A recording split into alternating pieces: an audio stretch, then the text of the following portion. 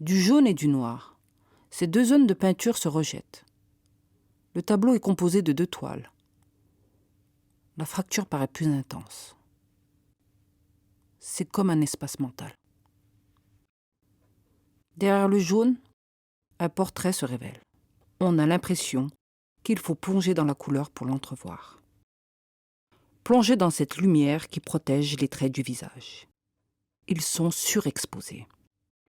On a plaisir à les deviner. Cet homme a l'air d'être pensif, rêveur, présent, mais parfois absent. Ses expressions se mêlent aux couches du tableau et se perdent dans les profondeurs de la toile. Puis vient le noir. On ne voit rien. Un gouffre qui inspire la crainte, un malaise, la mélancolie. La lumière essaye de combattre cette ombre. La lutte entre les deux est violente. Être dans la lumière tout en ayant une part d'ombre, se mettre en avant pour se défendre, se faire entendre, se faire voir, dire son existence. Mais être dans la lumière peut desservir. Être trop expressif, trop imposant, peut déplaire.